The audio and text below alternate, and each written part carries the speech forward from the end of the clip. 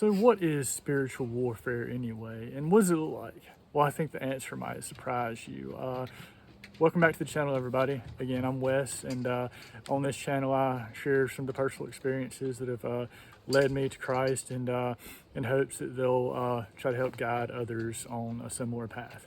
So today, like I said, I want to talk to y'all about spiritual warfare and what it actually is, and what it means and what it looks like, and the fact that probably many of us are engaging in said warfare without even realizing it. Now, in my previous video, I'd alluded to, a spiritual attack that I felt like I'd kind of been a part of or whatnot, my soul being cleansed and so on and so forth. And today I want to kind of, I want to elaborate on what is actually spiritual warfare, because it's a real thing, believe you me.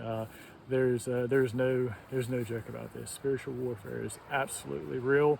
And like I said, I think that many of us, particularly those of us who were still asleep, it might be those of us who go to church all the time, maybe the ones who are there every time the doors are open, those of us who are believers, or even those of us who aren't believers, those of us who just kind of walk through life asleep on our cell phone in a daze, scrolling, just being swayed from this direction to that by the latest thing that's going on around us, the latest headline in the news, and so on and so forth.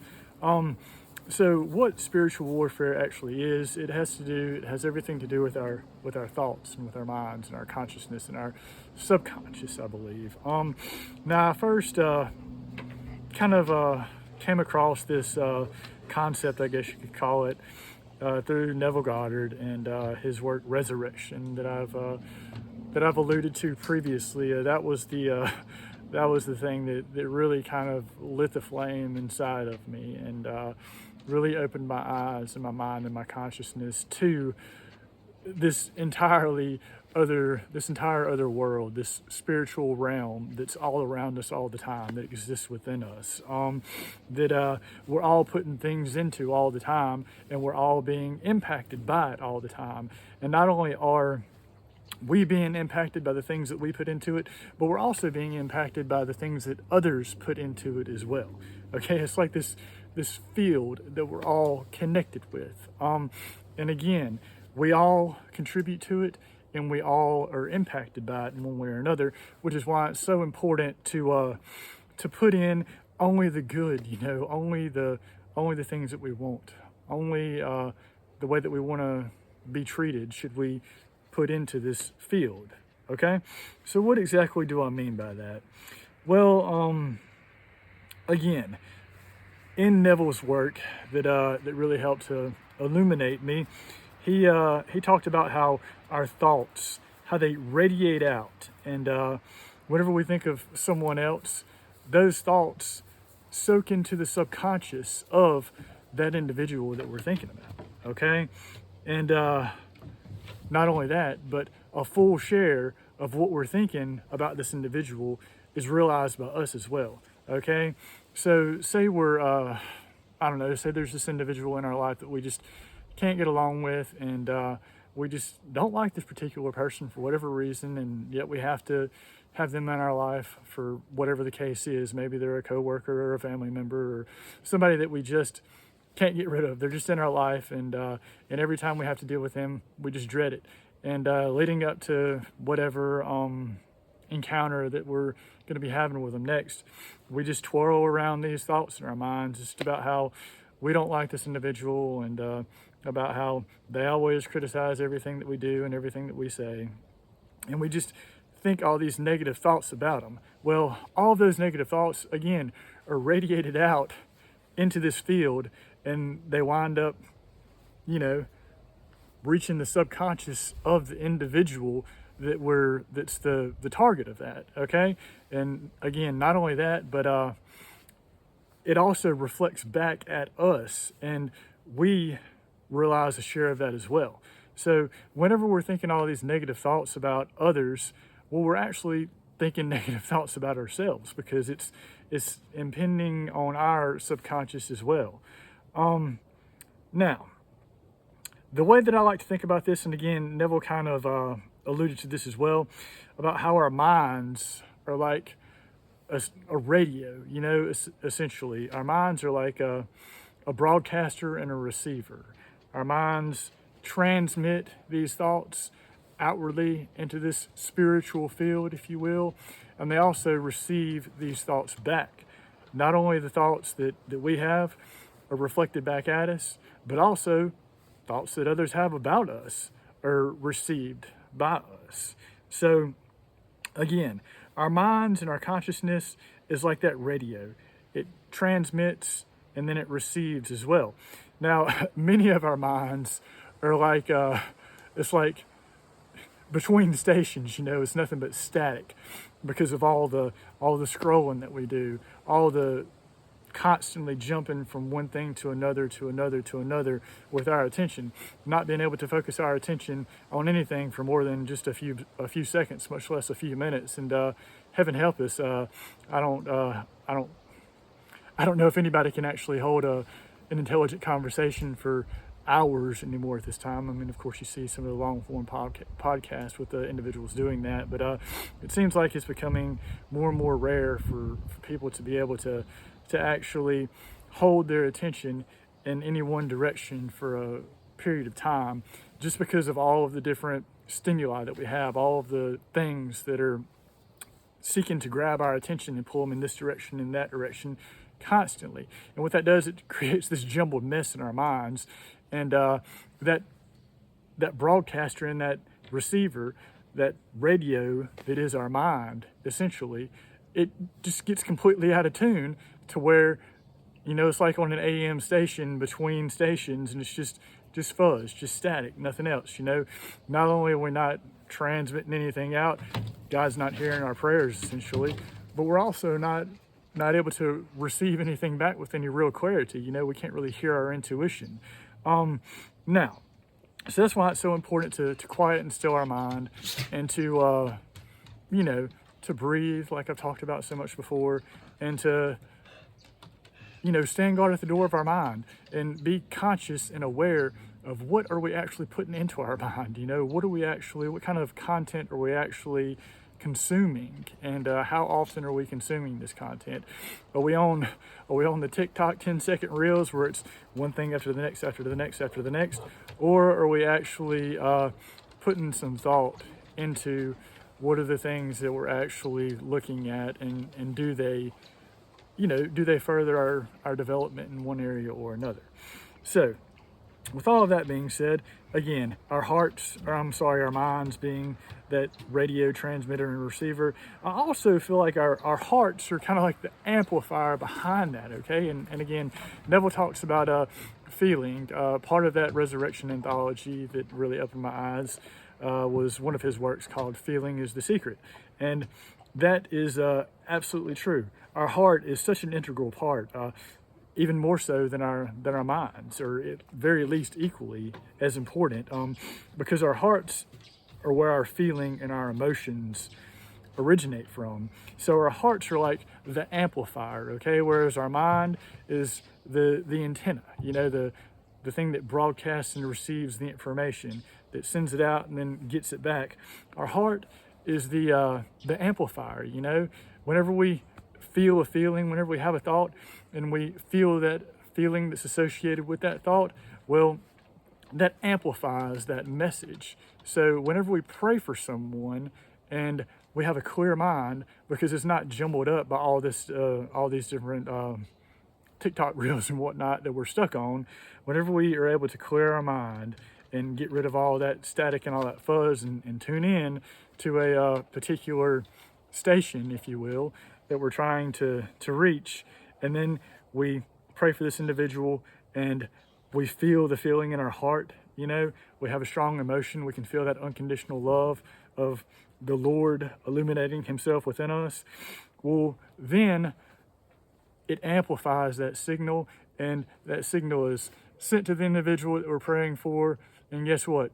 Those prayers are heard and answered by the Lord much more readily, because again, we're doing it with a clear mind, and we're putting that amplifier behind it, our heart, and it's reaching the intended target. And the Lord hears that, and he sees that, and he does his work just like that. immediately. Now, with that being said, I know I kind of got off on just a little bit of a tangent there with the radio signal in the mind and the heart and whatnot, but it is important to note about the spiritual attacks. Okay, there's a couple of different kinds that I kind of think about. I mean, it's all the same essentially, but one of them is essentially done by individuals who are still asleep. I think that people, by and large, are starting to wake up. They're certainly starting to see that. What was it that happened back in 2020? Things just kind of didn't seem right back then, and I think that's really kind of opened a lot of people's eyes. Unfortunately, there's also a lot of people whose heads are just still in the sand. Many people's heads are buried far deeper in the sand even now than they were then, because they maybe subconsciously deep down inside of themselves, they realize that they were duped and they don't want to admit it, so they just bury themselves deeper and deeper in the sand, which is just sad. Those people are asleep, and those individuals, they conduct, they're part of this spiritual warfare as well, okay? But they do it without knowing, all right? Whenever they have these negative thoughts about these individuals that they just don't like, or they don't like being around, and anytime anybody just thinks negatively about anybody else, it doesn't matter who the individual is, well, that's a spiritual attack, because it impacts that person through these thoughts being transmitted, okay? Now, I mean, if this person is a numb person who has a heart of stone, or a cold heart, and just does not feel anything, and their mind is scrambled, well, their little negative thoughts probably don't impact those they're thinking about that much. I mean, I don't know. That's just kind of my theory behind it all. Because again, their mind is scrambled. They're on that in-between frequency to where it's just fuzz, and not only that, they don't have the feeling behind it, so it just kind of permeates in their little realm and just all reflects back to them without even going anywhere. It's getting kind of dark out here. I hope y'all can still see me okay. So nonetheless, that's kind of one version of a spiritual attack. Anybody who's, again, asleep, that just is in this constant state of negativity, that just always thinks negatively about themselves, and consequently about anybody and everybody else that they just don't care for whatever reason. So that's one. And then another, in my opinion, a far more dangerous version of a spiritual attack is by those who do have a sense of awareness about them, those who have been awakened themselves in one form or fashion, those who may have obtained that sense of awareness through whatever means, but they don't necessarily follow Christ. Or maybe they claim to follow Christ, but are they actually living like Christ would have them live? Those individuals, those spiritual attacks are far more dangerous, in my opinion, because, again, those individuals are at least partially awake, therefore their minds would have to have some form of clarity to them, and they kind of know what they're doing. They realize the impact that their thoughts have on others, yet they do it anyway. And that's kind of where witchcraft and the like comes into it. And I'm going to talk more about witchcraft in subsequent videos, but I'm not going to get too much into that here. But that's really what a lot of that is essentially witchcraft. Individuals who are themselves awake or have a level of awakeness about them, and they choose to use it in a negative direction instead of a positive direction. Okay, those individuals we have to be really careful around, and we have to give them a wide berth, and we have to pray for them. Okay, I want to talk more about the importance of praying for others as well. But anyway, nonetheless, I did want to share a verse with you here. And again, it's getting kind of dark out here. I hope y'all can still see me okay. So let me see if I can read this in the dark. This is from Isaiah chapter 54, verse 17. It says, "No weapon forged against you will prevail, and you will refute every tongue that accuses you. This is the heritage of the servants of the Lord, and this is their vindication from me, declares the Lord." Let me read that one more time. "No weapon forged against you will prevail, and you will refute every tongue that accuses you. This is the heritage of the servants of the Lord, and this is their vindication from me, declares the Lord. Again, Isaiah chapter 54, verse 17. So, again, whenever individuals in their tongues, and it doesn't just have to be their tongues, it doesn't just have to be the words that they speak. While yes, I mean, I do believe that words essentially, I don't want to say that they necessarily carry greater power than our thoughts, but I kind of think that they do. I mean, again, I don't know. I'm not an expert on any of this stuff by any stretch of the imagination, but whenever we do have those negative thoughts and we speak negatively about others as well, God refutes it. You know, he says that no weapon formed against us will ever prosper. And again, this is according to Isaiah 54, verse 17, and that's our vindication. So I was going to go into a little bit greater detail on that verse there, but again, it's getting dark out here, and I'm not sure if you can actually see me, and I can barely see what I've written here. So I'm going to cut the video off there, and I pray that everyone has a blessed day, and that all of your prayers come to fruition, so long as they're prayers that are positive in nature and aren't and don't harm anyone else, like we're talking about with the spiritual warfare here, okay? I pray that everyone is protected under God's full armor as described in chapter 6 of Ephesians, like we talked about previously. And I just pray that everyone has a blessed day, and we'll talk to you again soon. Take care.